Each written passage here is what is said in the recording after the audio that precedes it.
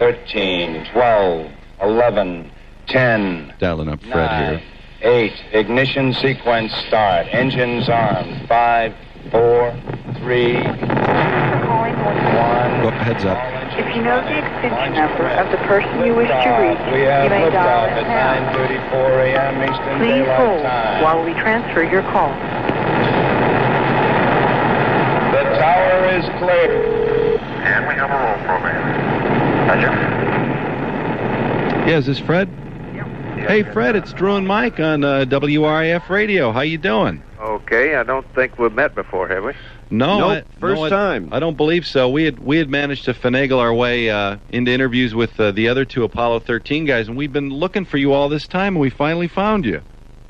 All right.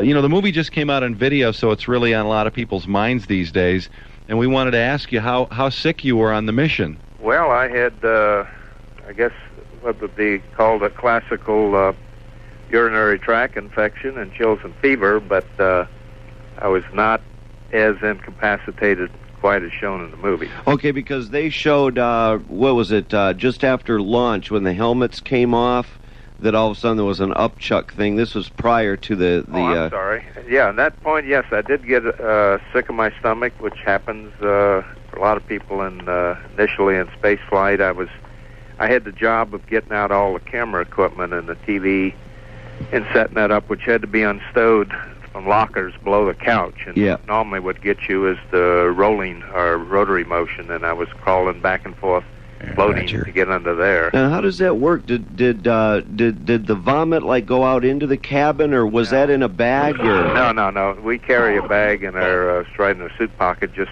for that precaution, and none of it escaped. What would happen if it did escape? What would happen if you just blew chunks like right in the open air? Would it float all over the place? Yeah, it would create a mess. Yeah. That seemed like an incredibly realistic scene. And was that? I mean, did that even resemble your actual vomit on the mission? No, it was not near that much, and into a bag, and then I sat still. If you sit still, unlike seasickness, it goes away. Yeah. It kind of looked like it was one big chunk or something in the movie. Yeah, it looked pretty big. Looked like a you major. You have to ask the movie folks about how they arranged that. I have no idea. Well, they really made you out to be sick like the whole flight. I mean, I would have been almost a little. Were you a little angry at the way they portrayed that? No, that's Hollywood. It's their movie. Yeah, right. Yeah. Was that now in the end when you weren't feeling so well as well? And I know that obviously was exaggerated.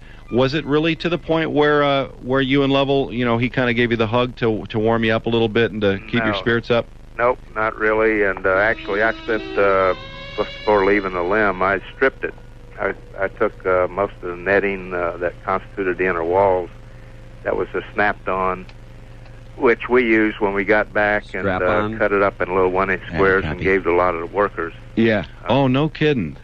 We mounted it on a little plaque with a silkscreen patch of the Apollo 13 patch. So you're saying rather than the hugging and rubbing that went on for quite some duration, that you put that silkscreen around you, right, to keep the warmth? No. No, I'm saying I stripped the limb. I took stuff out of the limb to bring home. Oh, I see. Okay. Yeah. Moron. So that hug, that was just a Hollywood hug. That extended, lengthy hug never happened. No. What about you and Swigert getting in the little yelling match? Was that real? No, that was not real either. Oh, no kidding. That was another farce. In fact, had I been in my position at the time, I would have thrown a switch. Yeah. Which was on the right side, where that was my responsibility, was the electrical system and the cryogenics and the communications and the environmental system. So you guys were never all over each other's case about whose fault it was? No. Right. No, I would have been the guilty, as it turned out, had I not been in the limb. We did that TV show, and I had not moved back up to my normal position at the time, so Jack, in fact, was in there all alone. Yeah. And here, the unfortunate thing is, isn't that weird that ultimately all those things like unstowing the camera stuff and everything that would create an illness and whatnot, they never even broadcast a doggone movie that you were doing. Okay, well, that's right. Neither here nor there. They were limited, obviously. with a short time domain. The whole movie was, I think, 2 hours and 20 minutes or something. That represented the time on the flight from when we had the explosion through when we moved, and Jim Lovell and I powered up the lunar module, and Jack finally shut down completely the command module. Yeah. That timeline, just that timeline, was the length of the movie. How sweaty was it, Fred, when you actually were on re-entry and, you knew it was touch and go there? It really wasn't. It was, entry was the thing you had to do if you're coming home. Right. And, you'd had to do it, so there really wasn't that. Weren't you worried, though, that there may have been, like, heat shield damage from all that stuff so that you could perhaps burn up or not? But what was your choice?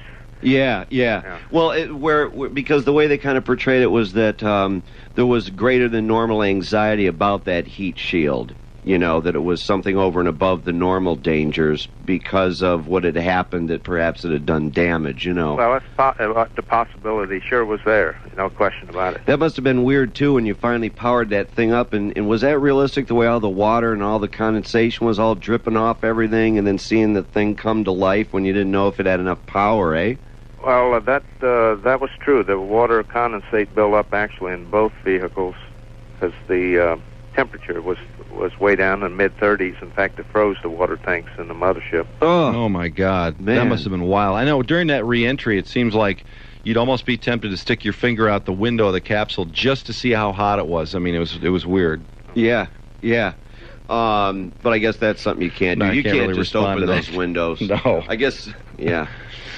Well, Fred, was there anything else in the movie that you felt was just grossly inaccurate or exaggerated, other than the extended hug or well, but we also had no trepidations about Jack being capable and joining the crew. Those days the backup crew trained equally with the prime crew just for that very reason, so you could change out crews if you had to. Was he messing up in the practice like Kevin Bacon was in the movie? He was kind of messing it up? No, not at all. And incidentally, we were hot mic the whole time, which was another era there. They had, inadvertently Jim Lovell hot mic at a point. The communication mode we ended up on, we were hot mic all the time. So they could always hear no matter what you said. I mean, if a guy broke wind, they'd hear it. Right, and we just didn't sound human enough in their view of, because, again, most of our conversation, in fact, all our conversation was technical. Yeah. Now, who's the guy that Swigert replaced on that flight who kind of saved the day back at home? Which astronaut was that? Ken Mattingly. Yeah. Ken Mattingly, now, was he really, I mean, they made it look like he just went on a drunken bender while you guys were up there, and then they just kind of pulled him out of his stupor to come and save the day. Was that accurate, do you think? Well, you're asking the wrong guy. I was up there. So yeah. I know very little of, frankly, what went on the ground. Oh, is that right? I thought maybe when you got back you... I was airborne. Yeah. Was he prone to a drinking bender, though? Negative. Oh, really? No. 10-4. But that's it's a natural thing that would make us part of the storyline.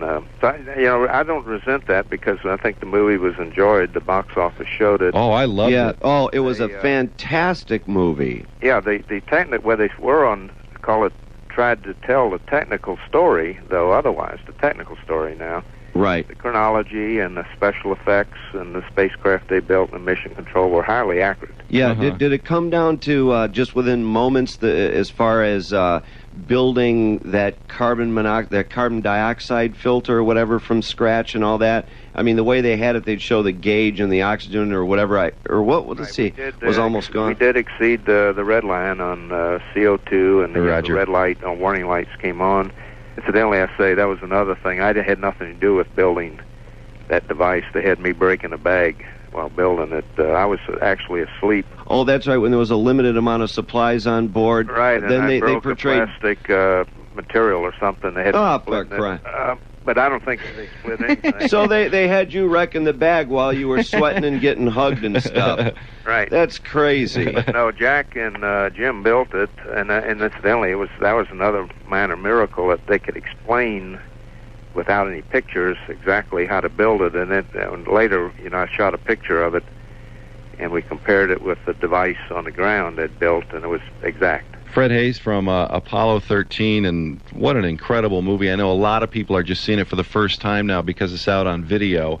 And Fred, what was it like when you slept? I mean, when you know, because usually you think you go into just normal dreams, and then you wake up, and it must have been horrifying to wake up back in that predicament again. No, actually, we really had trouble sleeping because of the cold after a few days. Yeah, it was just a ball. The first night out, probably before the accident, was probably the hardest, just because you're in a different environment, much like you take a trip and you're in a hotel or motel away from home. The first night, generally, it's just different. Right. Sure. But no, after that, there was no trouble sleeping, and until, again, it got so cold. Yeah. And then did they portray that burn accurately, too? Where, well, first of all, where in a state where you have the carbon dioxide problem and everything, trying to think and keep it together and focus and manually do all the calculations and confirm those back, and then the bizarre, that business of that burn for X amount of seconds and whatnot. Is that just how that went? Was no, that accurate? There were two maneuvers. There were 4 maneuvers total. 2 were done automatically with using a computer. 2 were done with literally everything shut off and done manually. There was a different control mode, an odd control mode you had to use to control it. But no, neither manual copying burn, this? Yeah, it's affirmative. with the vehicle gyrations is large. In fact, the largest, I went back and looked at the emission report, the largest excursion Yeah, I looked at that. in any axis was less than a degree. Oh, I see. Yeah, because they showed the Earth right. rotating all over, either the Earth or the Moon or whatever. Yeah, they showed probably like 30, 40-degree excursions. And like Yeah, I said, trying to keep it in the window. We never moved more than about a degree. Huh. And that was, incidentally, that was the levels axis. But Yeah. but no, the vehicle was pretty well trimmed with the engine, the decent engine gimbaled. Mm-hmm. So it was trimmed through the previous auto burns. He pretty much pointed through the center of gravity. Yeah. Now, If we'd have gone probably hands off and not even touched the controls, I don't think it'd have moved as far as was shown in the movie. I'll be darned. now that actor Ed Harris, he actually was playing himself. He was part of the NASA team, wasn't he? Originally? No. Oh, he wasn't. Oh, he wasn't. Because I had heard that somewhere, and he did such a good job. I'm not aware of that. As far as I know, Ed's a professional actor, and that I thought that Oh, no kidding. job of representing Gene Kranz. Oh, that's bizarre. I thought he was actually the guy. Now, Ron Howard's younger brother, he was not part of the NASA team either, was he? No, I don't know. He Okay. played No, probably not that Ecom, guy. I think. Yeah, Roger. Well, it was a fabulous story, and Tremendous. amazing that it was, at least that part of it was accurate. The business of the hugging and some of the illness, I guess that was overplayed, but Yeah, still the ripping the bag and all that. a fabulous story, Fred. And I'm so glad we did get you on the phone, because we did get to talk to the other 2 guys, and I just can't hear enough about it. Is that true, too, about the way all the urine and everything all being stowed in those bags and stuff, that there was a problem with all that? Yes, that was true. There was a miscommunication. The ground at one time called Ensign overboard because it was affecting their tracking path. Or Is that right? But they never portrayed any as taking a big dump or anything, though. It's just the urine. Yeah. Yeah. We also did water dumps. Of course, when we shut down the command module, we didn't need to do that anymore. The fuel cells generate water. Well, it certainly was fascinating. Really a tremendous story. Had everybody, men and women both, loved the movie. It was terrific. We sure appreciate your time, Fred. Okay.